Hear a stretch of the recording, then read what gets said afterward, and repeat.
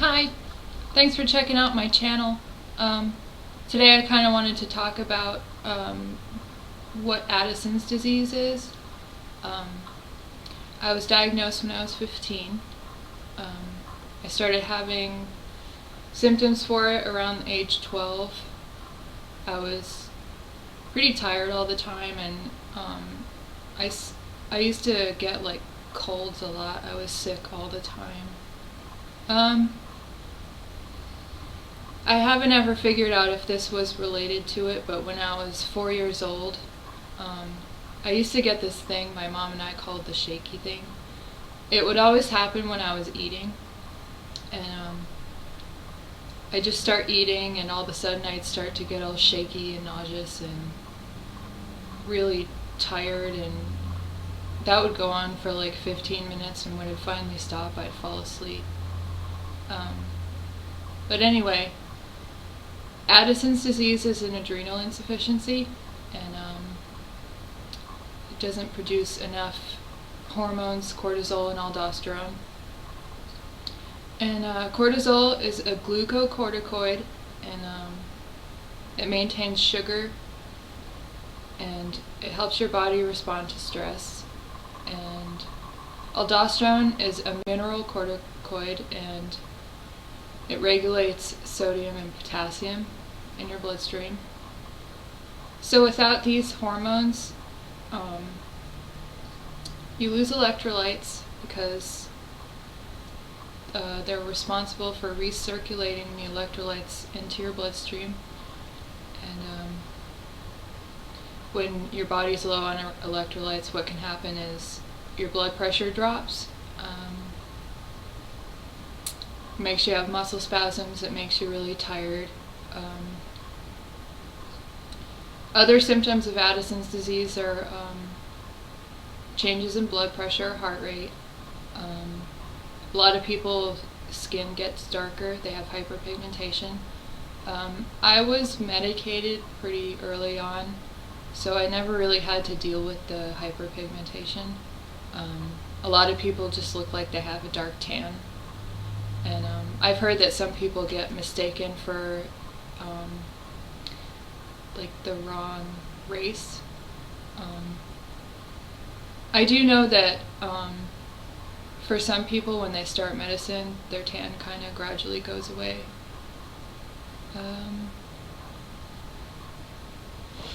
Let me check my notes here.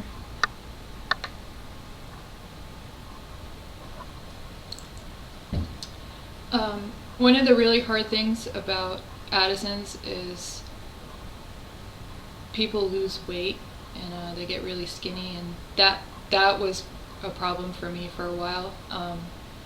I was underweight a couple years ago. I'm 5'8", and at the time I weighed like 110, and now I weigh 121. I was able to gain some weight and be at a healthy weight, and I'm really happy about that. A lot of fatigue comes with adrenal insufficiency. It's really hard to exercise or do anything strenuous because you just feel really zapped like immediately, and it makes you have muscle weakness, which that can be really hard too. You feel like there's a lot of things you can't do all of a sudden, like carry in groceries or things like that. And another weird symptom of Addison's is people get salt cravings. Since we lose salt, our body wants more, and ever since I was little, I've always kind of loved salty food, and I put a lot of extra salt on the food I eat now because I have to have a high salt diet because my body just loses salt. When they run tests for Addison's, they're usually looking for high potassium, low blood pressure, low cortisol, and low sodium. The test I had run was the ACTH, and I remember having my renin tested, Unfortunately, people who are under extreme amounts of stress, or they go untreated, who have Addison's disease, they can go into something called adrenal crisis, or sometimes it's called Addisonian crisis. What happens is there's not enough cortisol in the body to respond to stress and regulate all the different systems that cortisol regulates, and people can go into shock. They can have seizures. Some people go into a coma, unfortunately, and if it goes untreated, then people die. And this is a really serious issue, because more often than not, if I go in to see like a regular doctor, someone who's not a specialist, I tell them I have Addison's disease, and they go, "What's that?" And I just kind of sit there in awe, because they're a doctor. I shouldn't know more than them, and I end up having to explain what it is. And if doctors don't know what it is, obviously the general public isn't going to be familiar with it, so it gets really hard to tell people what I deal with, because there's a lot of ignorance. They're like, is that contagious? Or I heard someone once go, oh, your adrenals don't work. Does that mean you have a lot of adrenaline? Are you hyper all the time? And I kind of just rolled my eyes, So I really want to use this channel kind of to raise awareness and get the word out there, because I think it's pretty ridiculous that doctors don't know what it is. And I'd be willing to bet there's a lot of people that have this disease that don't know they have it. And when they don't know they have it and they go into crisis and they're in the emergency room, how are the doctors going to help them? Unless there's a doctor in there who happens to be familiar with Addison's, which we can only hope, but it's really a safety issue. There is, of course, like medicines that treat this. I'm on hydrocortisone and fludrocortisone, and they're replacement steroids, and I do feel a lot better on them now than before I was medicated, but it's really hard because the adrenals, they regulate things daily, and you have different stress experiences every day, and so your adrenals would produce different amounts of these steroids to regulate the stress response. And so it gets hard to know how much you're going to need every day. We kind of just have to guess.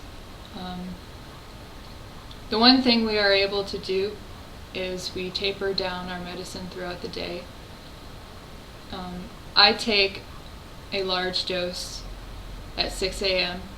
and then throughout the day I take a little less and a little less. And that seems to really help as far as like sleeping goes, because if you have too much around bedtime, it can make you stay awake. It will make you feel wired. I do still deal with a lot of the symptoms that come with it, because it's just so hard to know how much your body's going to need every day. And I'm kind of just on like a set dose every day, even though my doctor has told me to stress dose, where you're in a stressful situation and you take a little bit more to kind of deal with that. And over the years I've figured out how to do that. I feel like I know my body pretty well now to be able to do that, but I still deal with the daily symptoms of it. I still feel pretty tired. I get shaky sometimes, and that gets hard. I get muscle spasms, which are really hard to deal with, especially in hot, dry weather, which I deal with a lot.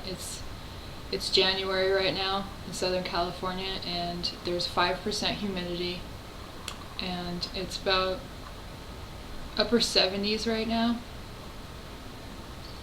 And that climate is really hard on Addisons. It just dehydrates you so quickly, and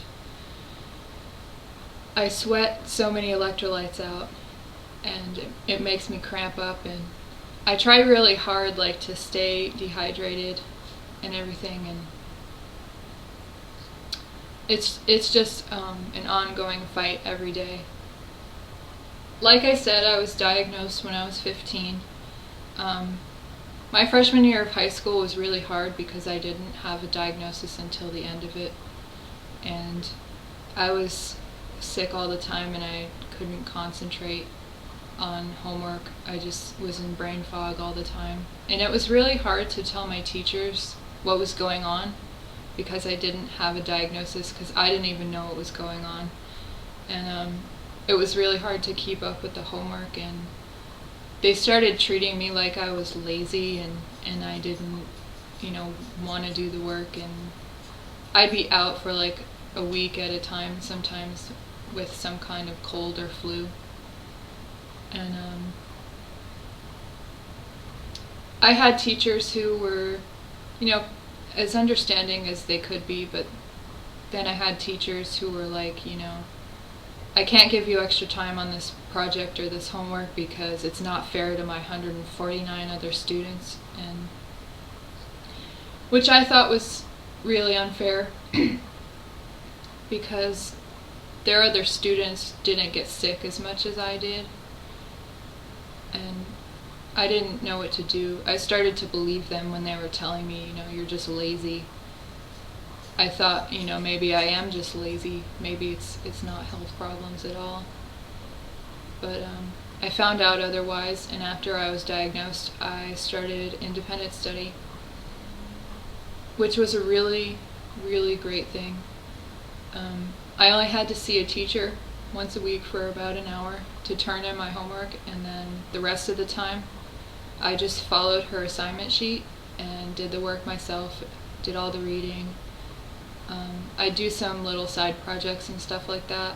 It was just like regular high school, but it was good because I wasn't in the general public. I wasn't exposed to all those germs and sick all the time, and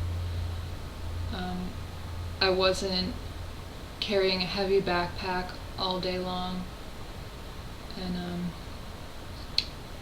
it was just a lot easier for me because I could decide, when I was feeling good enough, when to do schoolwork or when to go lay down.